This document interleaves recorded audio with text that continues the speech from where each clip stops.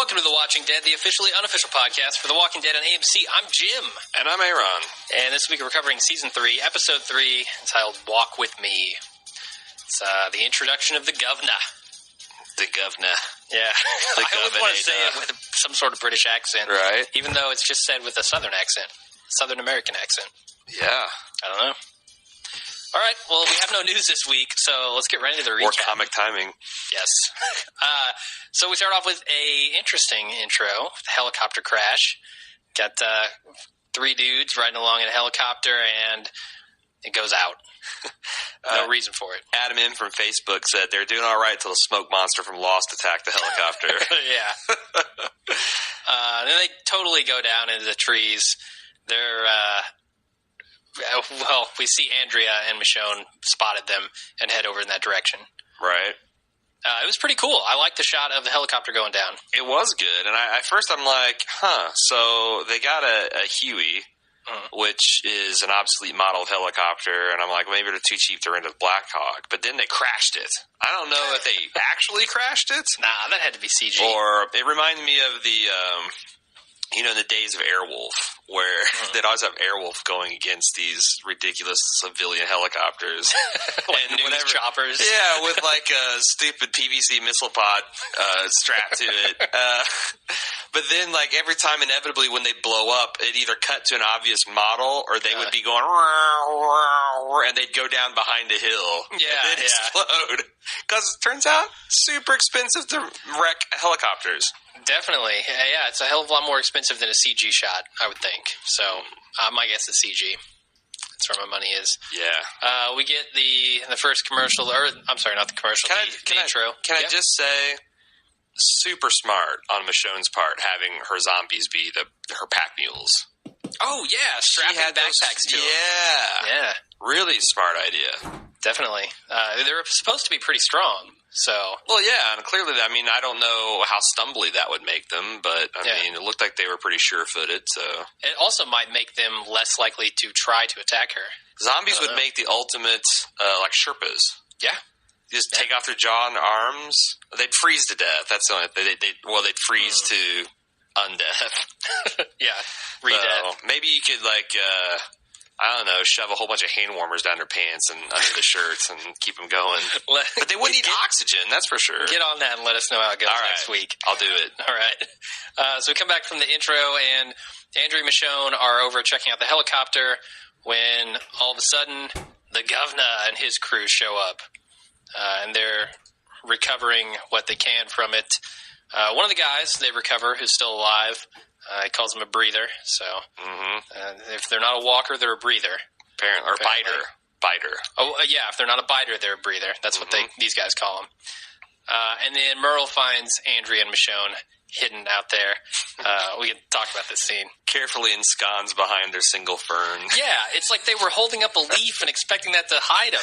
It was really ridiculous. It reminds me of like a cartoon where they just, like, put a leaf in their hat or something. Yeah. And then walk around with it thinking they're camouflaged. Yeah. Or I don't know, man. This show doesn't seem to give a lot of thought to how it frames these things. Yeah. Like, we'll just have it's like we'll have a herd of walkers stumble across a highway, and nobody knows until they're right up on them. And they also, this is one of the things that drives me crazy about the show is, they have the zombie stumble right past Andrea and Michonne as they're crouching down there. Yeah. Crouching. I guess you could explain that because the pack mule zombies are giving them zombie cover. I don't know. That's totally what I thought.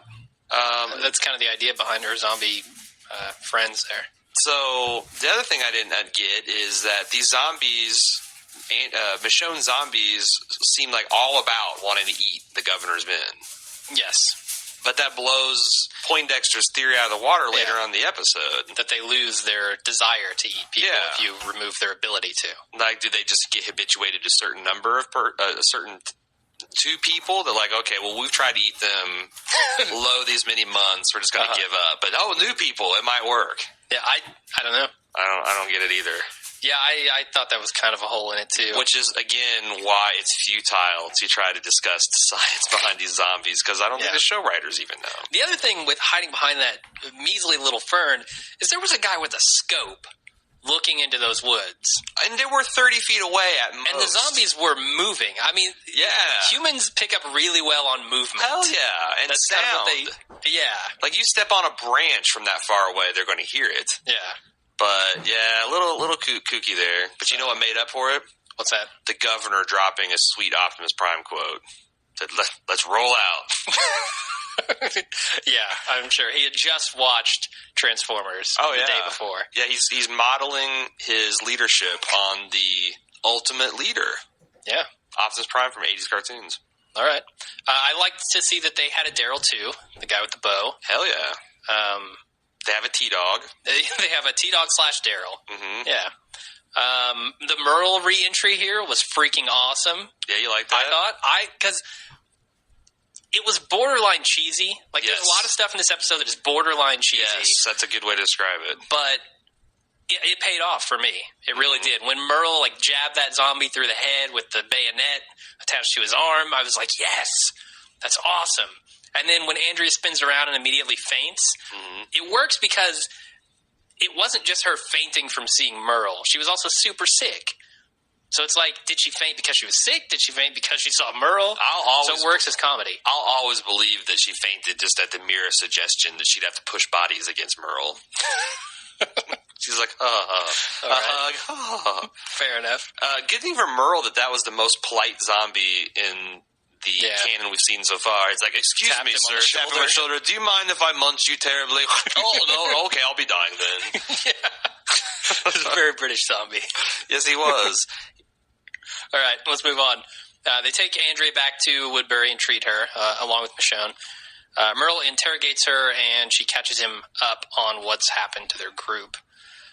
And then we get the governor coming in, and he tells them that everyone is infected, which they didn't know before because they got split up before Rick divulged that information that he'd been holding for a season. So, wow, we've been told 4 times now about this dramatic revelation. Just in case you forgot. It's just as fresh. Yeah, it hits us just as hard because the first time didn't hit us at all. And then he introduces them to Woodbury and gives them a place to stay. This is kind of a long scene. We can go into the details here. This is where I thought the Merle hand thing got kind of cheesy because they're really laying it on thick. Oh, yeah. Like, show of hands. Somebody needs to tell Merle, okay, we get it. It's a guilt trip. Right. You don't have to show us the stump. Right. You don't have to make a bunch of hand puns. Right. Could you give me a hand here? Yeah. Show of hands. And he holds up his stump. But it was kind of funny, too. So I guess. I just thought it's like, do you really have to show us your shitty CGI hand? Did you know that there's actually a shot of him with a hand? No. In the episode. A bunch of people on Reddit pulled out screen captures of it. There's a shot with him, his real hand down in the bottom corner. I do like the fact that they're going with the Ash route of having a ridiculously long prosthetic to hide the fact that he still does have a hand. Yeah. In actuality. They didn't go full CG on that. No. They did a prosthetic. They didn't go Lieutenant Dan on it. No, not at all. I also thought it's funny that Merle is the only person on the planet Earth that would describe Daryl as a sweet one. Yeah. Daryl's sweet. Okay. Yeah. The other interesting thing here is he doesn't make any racist comments towards Michonne at all. Like, there's no acknowledgement of what a horrible racist he is. And I'm not sure if that's the governor's influence or if that's the show not wanting to go back to that well or what. Yeah, I don't know. Well, I think that clearly the governor has done something positive for... It seems like it. Moderated the worst of his bullshit impulses, and apparently it's a work in progress, but still... He's certainly not a good guy at this point. No. But he's not the horrible racist dude that he was before. Right. At least we haven't seen that yet. Right. Now, he might be masking it in the governor's presence as well. Right. So in the morning, Andrea and Michonne get the tour of Woodbury, and we see that there are actually a bunch of people there. all sorts of people. Actually, it looked to me like there was an uneven ratio of women to men here. Like I noticed a lot more women than men. A lot of or not a lot of feedback, but a pretty good feedback about that. So okay. I'm not going to tread on that too. Can I mention that I'm continuing to hate Chris Hardwick? Well, this is the second time in a row that that show has set kind of a somber mood, and he's like, Michonne just beheaded her pets. Yeah. You know, headless pets is the new hashtag. I mean, come on. This show is a great idea. In fact, they should hire you and me to do it. They should. Except for it would just involve us making Glenn Mazzara cry week after week. Glenn, will you come back on the show this week? Fuck no. Fuck you. 4 weeks in a row? No way. Rips his mic off and throws it on the ground. But seriously, there's a way you can... You know, if you're going to be a studio stooge, there's a way you can do that and not be annoying and entertaining. Well, to be fair to Chris Hardwick, I don't think he knows when that promo is going to air. But AMC does. AMC does. The other thing is, when he comes on, the volume is pumped because it's a commercial. Yes. So he's extra loud when you have these quiet, soft, somber scenes. And he just is screaming at me. Yeah. And I don't care. I don't care if... You know, it's not his fault. He is basically the waiter of this establishment, and I can't not tip his management, so I'm going to not tip him. Okay, fair enough. I think you could call up and complain to his management. I don't know. I'm going to start sending an email to his, like, unrelated projects, like The Nerdist. Like, Chris Hardwick, you suck. I hate you on The Talking Dead. You stole a podcast name, you dick. You might be picking a fight with someone who can probably hit a little harder than we can. I don't care. I'm not afraid of Chris Hardwick. You kidding me? His listenership, man. They'll come after you. David Chin didn't scare me. Neither did Chris Hardwick. Oh, God. Okay. So it looks like they're doing a lot of gardening and stuff here. I see a lot of people moving around plants and stuff.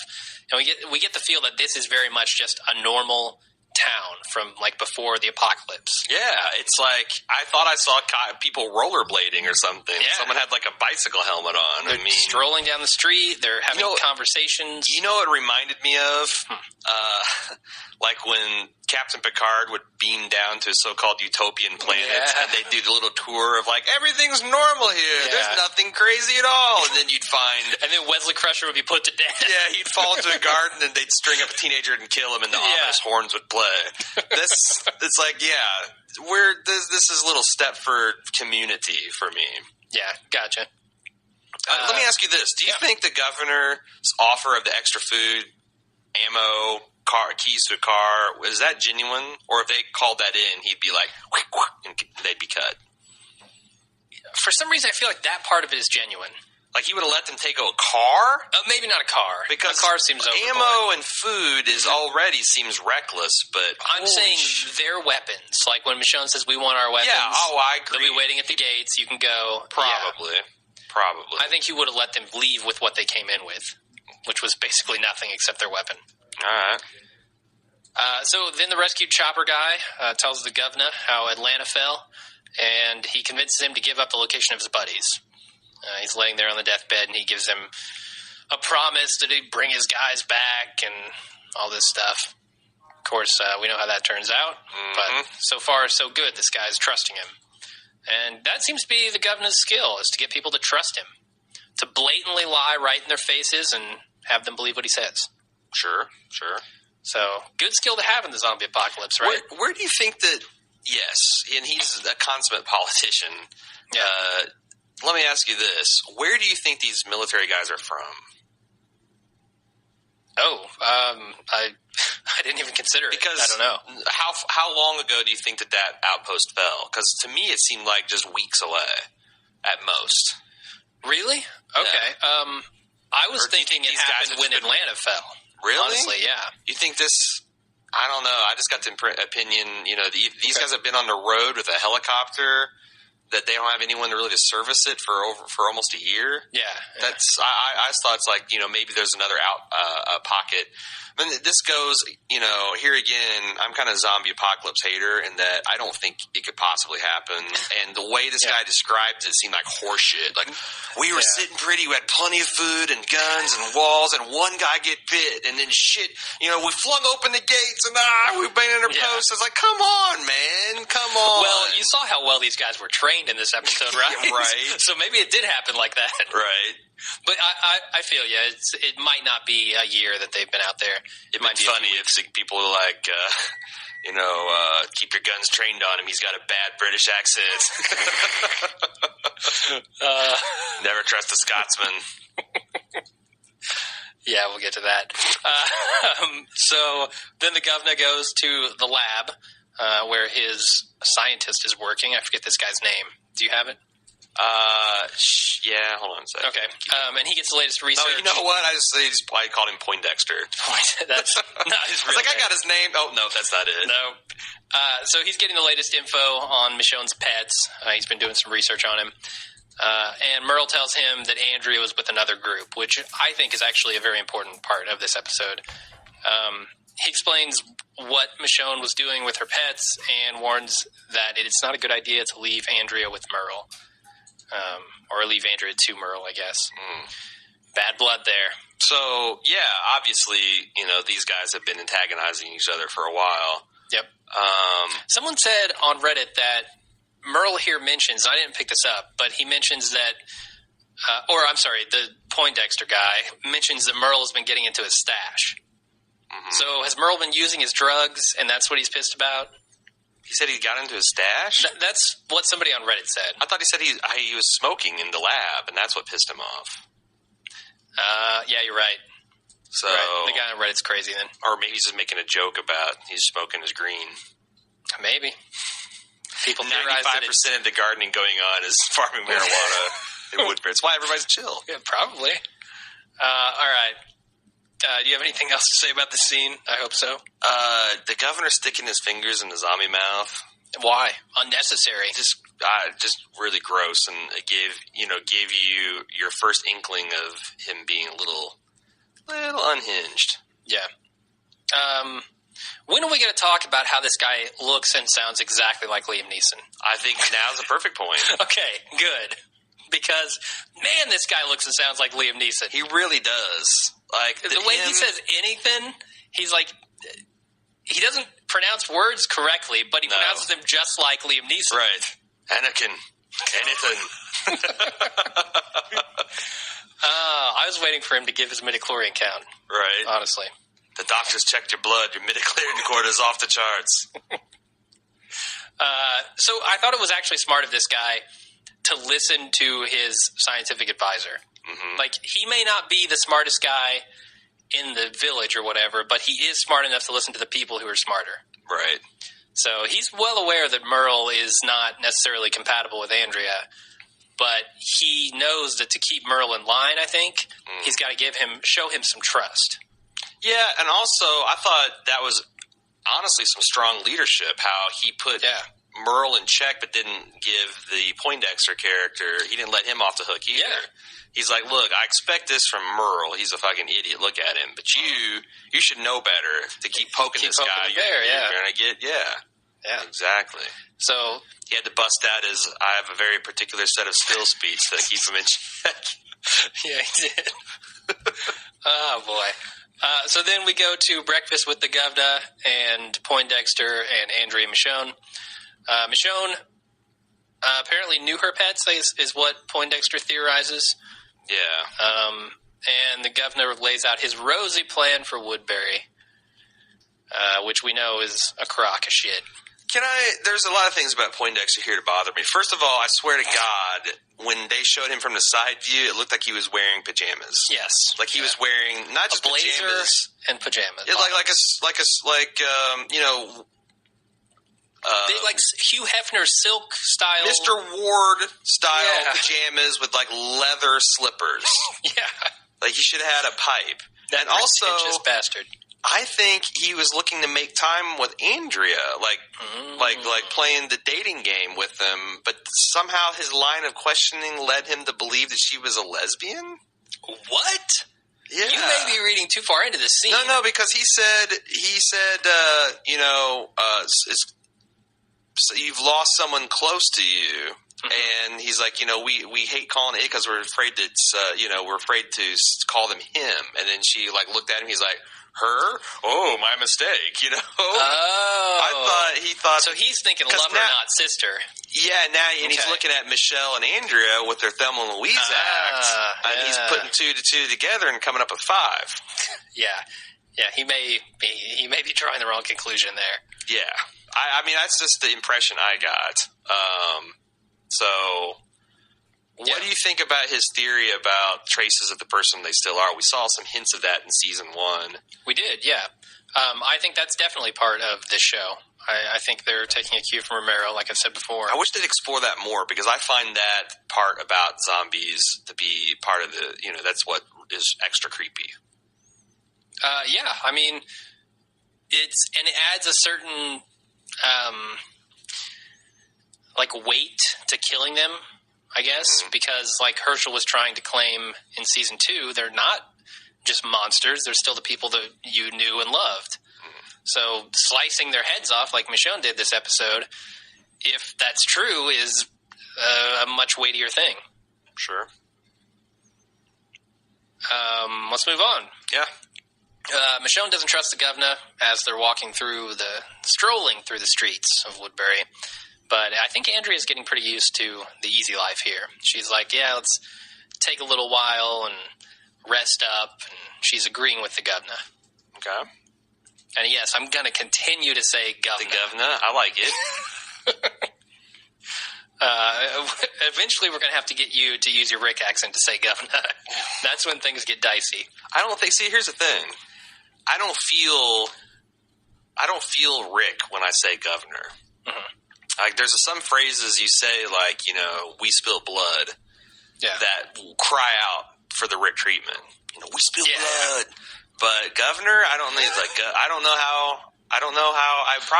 how to say that like Rick. All right. Governor. It'll just have to come to you one episode. Like I need to go and we'll wait until Rick actually says governor. I need to go back and find a clip of George W. Bush saying the word governor. There you go. Then I could probably nail it. I think so. Good plan. Yeah, so that's just a small scene there, them walking and talking. Next, we go over to the camp where the helicopter came from, and all these dudes. Qui-Gon pulls up in a Nissan. Liam pulls up in a Nissan. Liam Neeson. I don't think that's a coincidence. Seriously, Not is one it Nissan? He pulls up in a Nissan, yeah. No joke. Totally. And he tells them that they found their friend, and when he gains their trust, his sniper team kills everybody. Yeah. Just unloads. Let's talk about the incompetence here. Oh, okay. First, incompetence in the National Guardsmen. Yep. The fact that, they didn't get a shot off. No, not a single shot. It would have been, I think, I kind of feel like someone should have at least taken a bullet. Yeah. And the way they framed this, the governor was prancing around in the middle like William Dafoe's character from goddamn Boondock Saints. Yeah, he was. Like there's these guys doing these ballet of death on either side, and it was a horribly composited shot. Yeah. And I think there's a lot of ways they could have done it better without it making the military guys look like goons and the governor kind of look like an idiot. Like, hit the dirt, man. Totally. Hit the dirt. There's 6 killers behind you raining down lead death. Yeah, you might want to duck. Yeah. No, I had a real problem with that even on the first viewing. I was like, this is not believable. It didn't improve on subsequent viewings, let me tell you. No. But normally I don't catch really dumb things like that on the first viewing because I'm just not looking for them. Right. But, man, that time I did. But like I said, that one shot where he's standing there walking towards the camera and there's like 3 guys doing a twisting... Yeah, as they're falling off, and like pirouettes. It's just really bad. Yeah, and then what's his face? The no shirt guy just falls over. He doesn't even get shot. He just falls down dead, heart attack. Right. So let's talk about why he kills these guys. Why do you think he kills them instead of integrating them into the group? The only thing I can figure is this governor guy. It seems like. He gives these speeches about survival and all this, but what he really gets off on is power. I agree.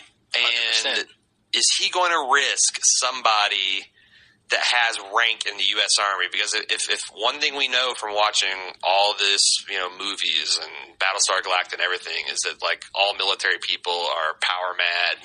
Of course. Gotta run things, lunatics, right? So Definitely. I'm sure as a power mad, gotta run things lunatic himself, he's thinking, man, if I let these guys in these walls, it's not going to be too long before they're grumbling about, we should be running this stuff. We're military, blah, blah, blah. So I think he killed them just so he could hold on to his own power.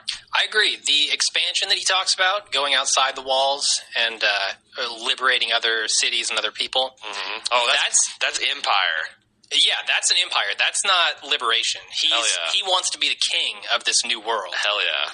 And these military guys don't fit in with that. Mm-hmm. I also think, because like I said before, there were a disproportionate amount of women in that town, I also think that would have thrown off the balance that he set up there. Mm-hmm. And he's running a very tight ship, and those guys did not fit in. Oh, yeah. So I'm with you. Right. Definitely.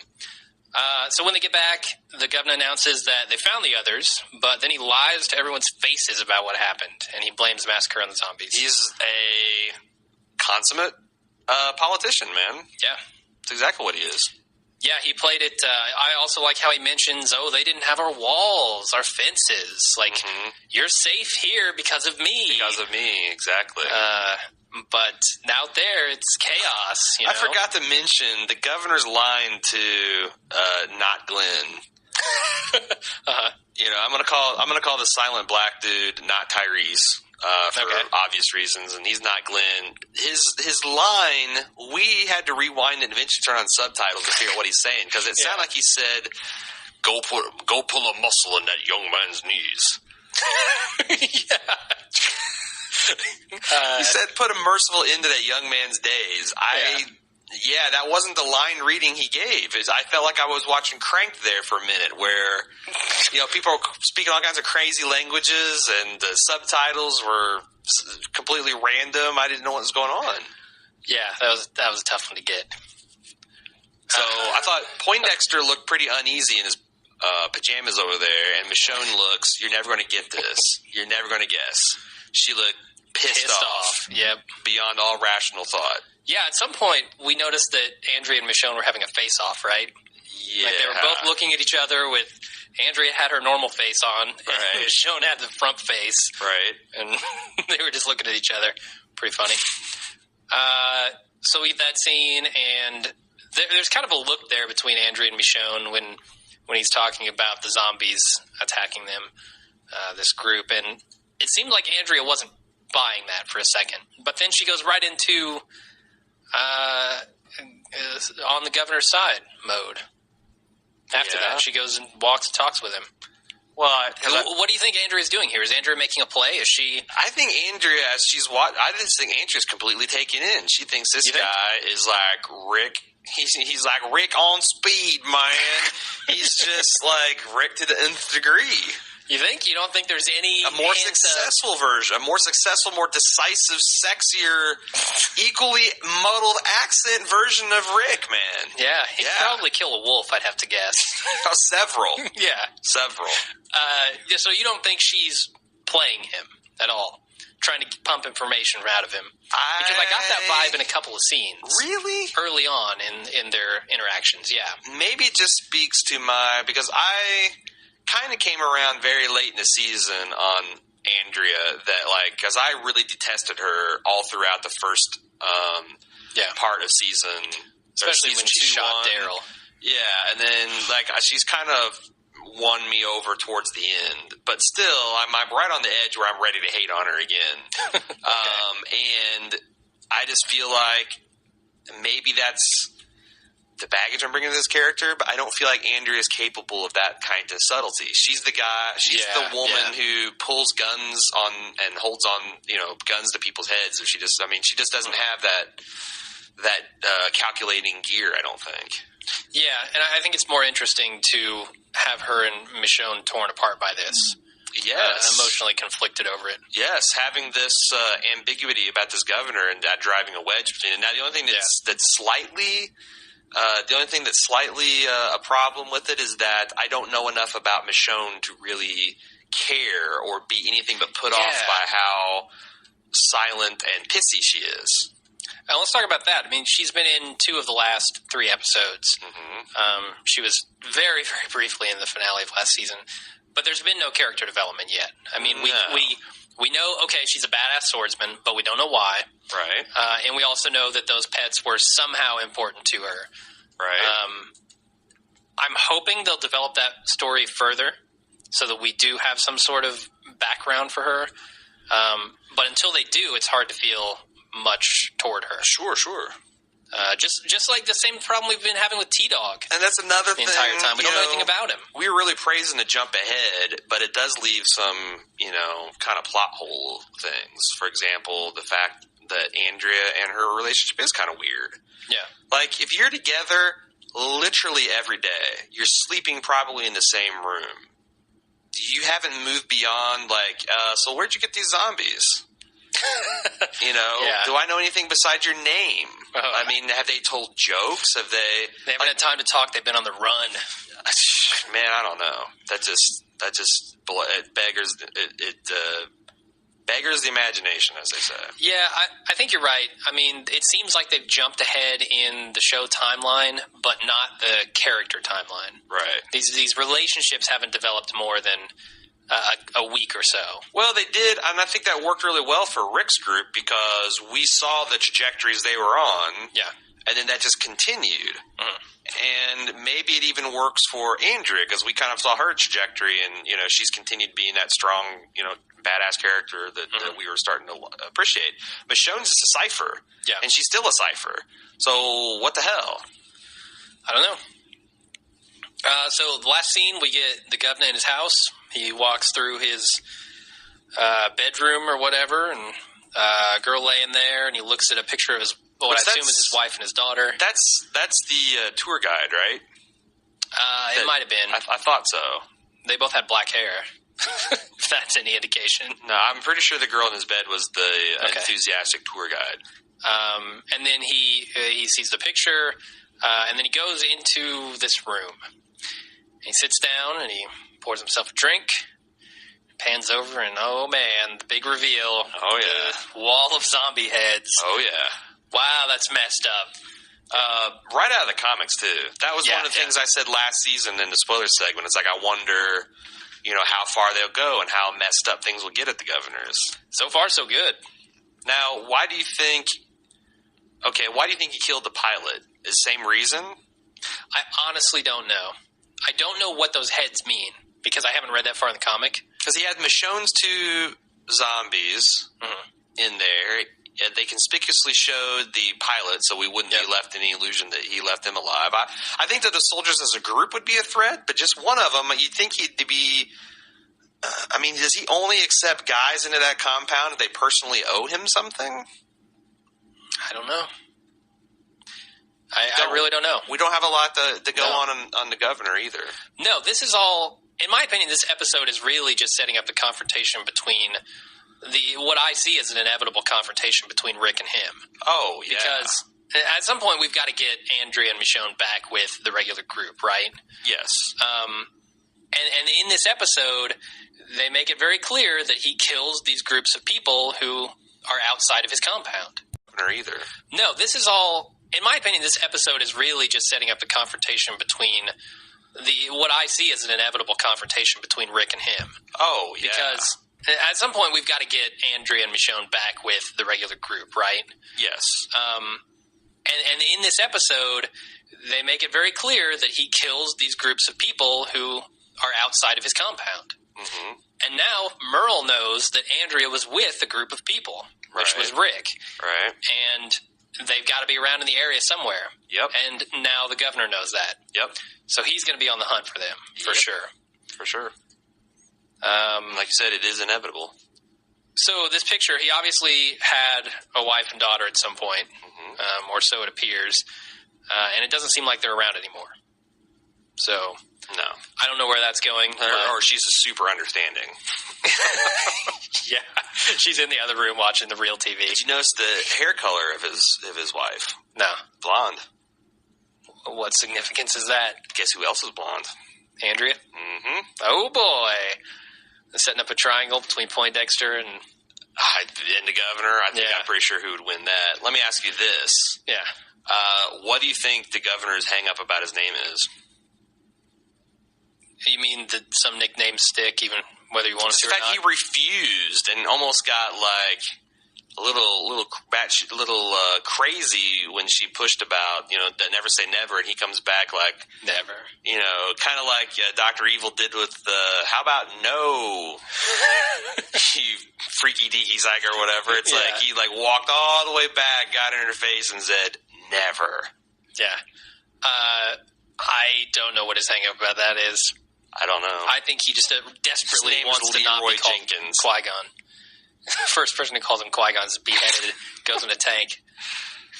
All right. Okay. That's it for the episode. That is. That's where we ended. This was we really shot through the, what do you call it? The recap, because it was a very dense dialogue, but not a lot happened.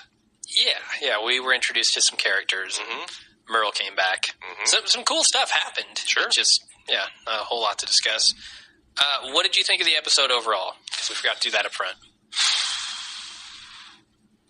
Give it an 8, 7.5 to 8. Okay, that's fair. I'm saying that the first two were, like, the first one is a solid 9, maybe even a smidge better. The second one was about a 0 until the last 15 minutes, and it clawed its way back to 8, 8.5. This was not quite as good as those two. Yeah. All right, still solid, and I liked. I like finding out about Woodbury and all that stuff. And you always have to have these setup episodes, right? Yes. I feel like they did a setup episode about as well as you can do it. Oh, sure. I was not bored during this episode at all. Oh no. So for setup to do that, I feel like it succeeds. So I'm giving it at least an 8. Yeah,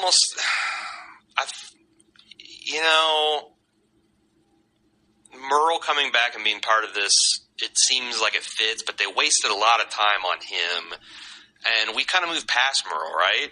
That it was a loose end and all that, but I feel like that could have been better put to use with Andrea and Michonne.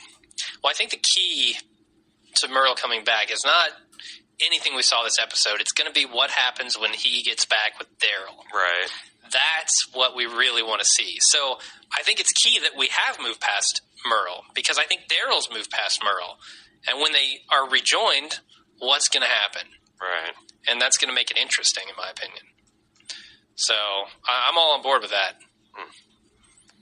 Yeah, it just bugs me how almost patronizing Andrea was of Michonne, and how one-dimensional Michonne was. Yeah. She's literally like either glowering or like, we want our weapons back. Yeah.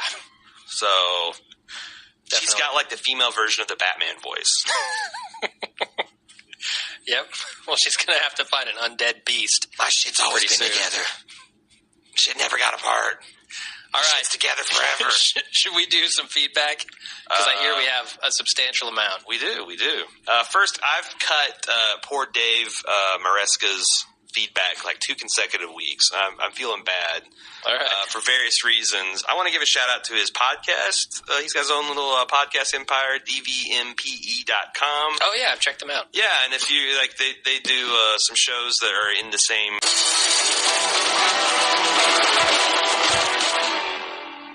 And we're back at the spoiler section. Go ahead and run the preview for next week. Episode of AMC's The Walking Dead. The gate is open. How the hell can this be happening? We could use a soldier like you. Your gut tells you there's something off about this place. Rather take my chances out there than stay here. We had an agreement. She told me where to find that farmhouse they were holed up in. Somebody is quite dead. Wow, that was an Awesome. impressive Rick showing, man. How could this be happening? And we had an agreement. This looks like a freaking awesome episode, right? Yeah. Somebody's fucking with him, Yeah. and Rick wants to find out who it is. Hell yeah. Awesome. And you will find out all the answers to that if you stick around in spoiler section. So you better get You will. GTFO after I read a little bit here by Julie Webster, who has a really thoughtful take on something we talked about last week, or actually we didn't. It was something from the episode last week. She says, regarding significance of any regarding Oscar and his moment of I don't plead for my life. There's a moment in the trailer where a woman wearing a hair wrap screams, "No!" I think it's Carol, and of course I can't find it. But since there won't be a Tyrese, perhaps Oscar is going to have that awful moment where the governor tries to use Tyrese as a chip to get into the prison. Then when it doesn't work, in a fit of rage, he uses Michonne's katana to cut off his head. If I'm correct, Oscar and Axel are going to integrate into the group over the next few episodes and help defend against the Woodbury people.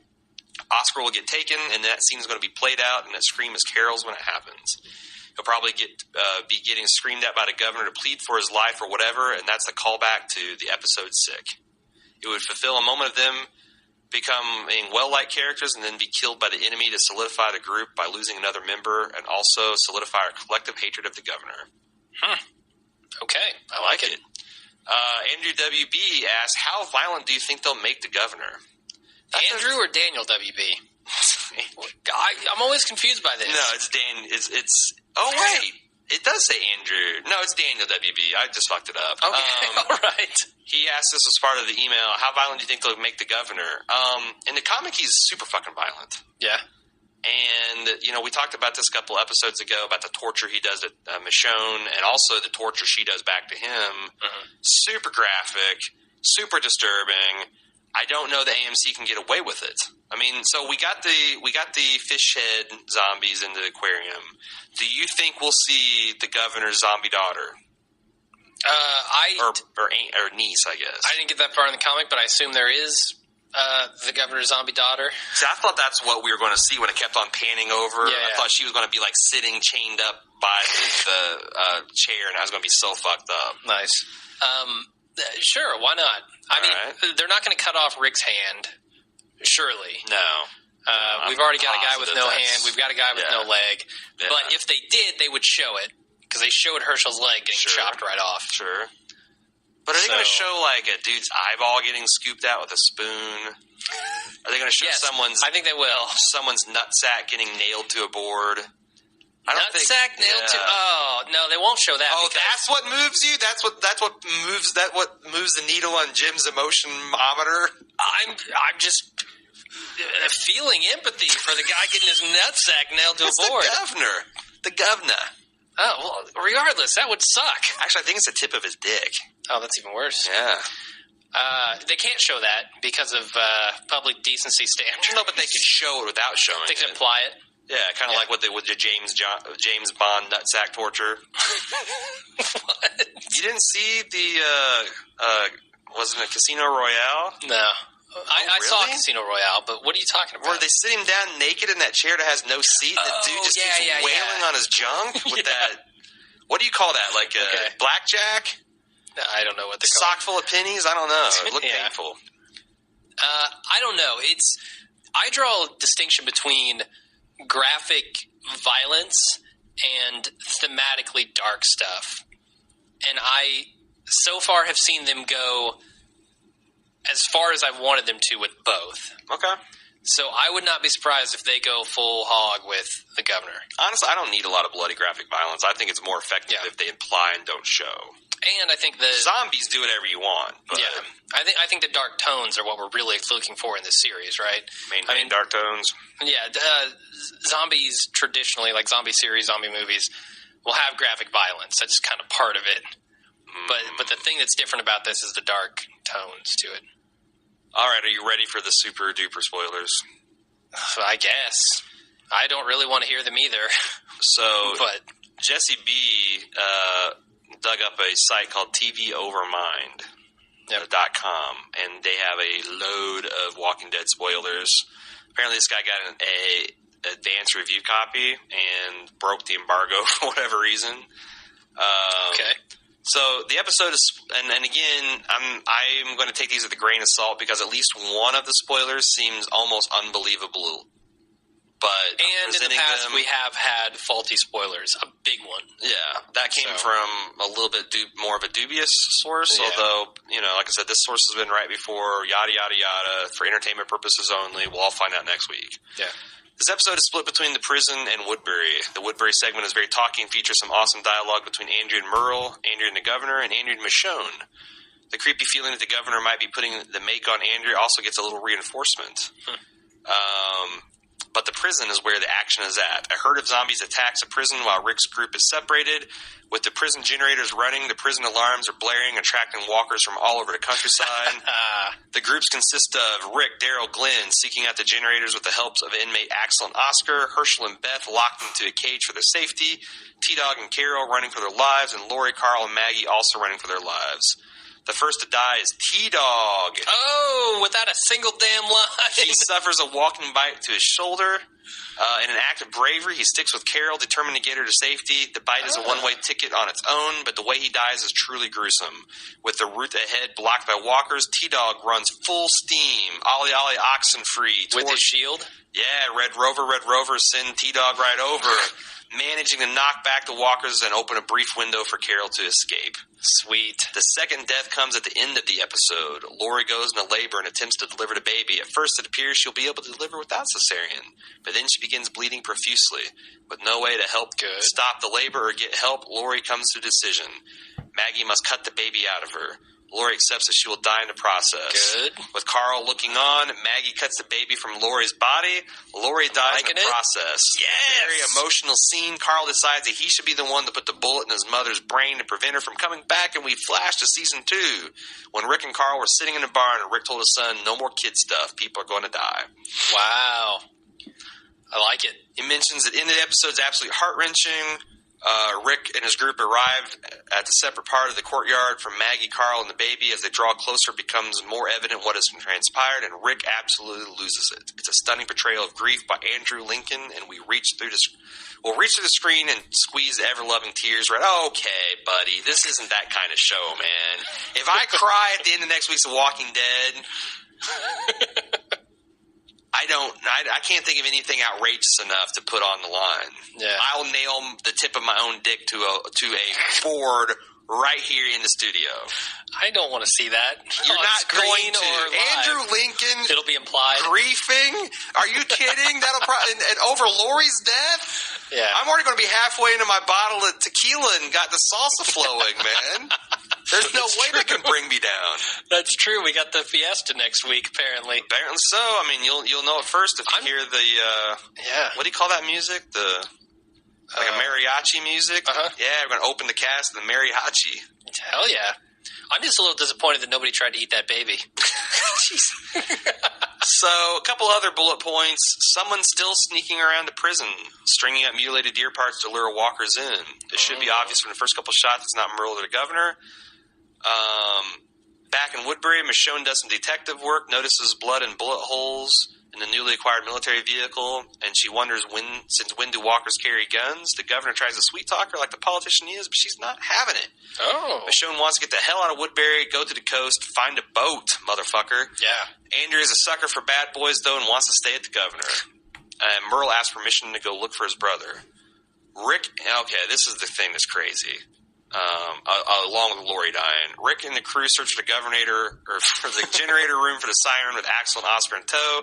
The mystery saboteur is Andrew, the squirrely little dude that was last seen being torn apart by zombies off screen. Yeah. Okay, if that's true, I've got to go back and watch that episode again. Because I want to hear the bloody sounds. effing murder. Yeah. I want to hear what's going on out there.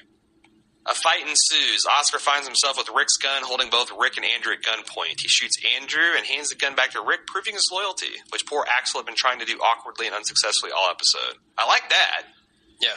I like that. Yeah. It'd be cool if Oscar came back or Andrew came back as a zombie with vengeance, and that proves conclusively that they have a shadow of their former selves or whatever. It sounds like a good episode. It does. Lori's death alone is going to make that a good episode. Yeah.